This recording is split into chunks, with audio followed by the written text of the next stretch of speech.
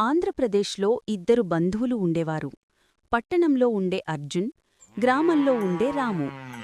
దసరా సెలవులలో అర్జున్ తన మామగారు ఊరికి వెళ్ళాడు. మొదటిరోజు రాము తల్లి సాదాసీదా పల్లెటూరి వంటలు పెట్టింది.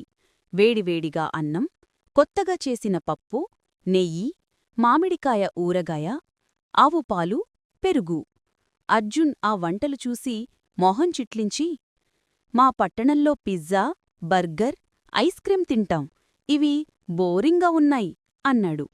రాము నవ్వుతూ, ఒక్కసారి రుచి చూడన్నా, కనిపించేది సాదాసీదా, కాని రుచిగా ఉంటుంది అన్నాడు. అర్జున్ కొంచెం తిన్నాడు. ఆశ్చర్యంగా రుచిగా అనిపించింది. పప్పులోని రుచి, నెయ్యి సువాసన, పెరుగు చల్లదనం అతడిని ఆనందపరిచాయి. చివరికి అన్నం మొత్తం తిన్నాడు. రెండో రోజు రాము పట్టణానికి వెళ్ళాడు.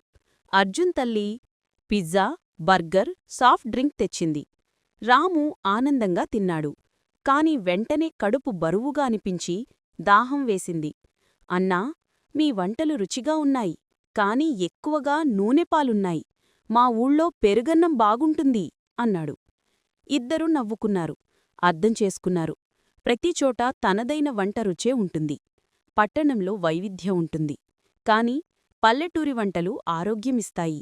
నీతి: వంటలు కనిపించేవి చూసి తక్కువ అంచనా వేయొద్దు. సహజమైన సాదాసీదా ఆహారం ఆరోగ్యాన్ని కాపాడుతుంది.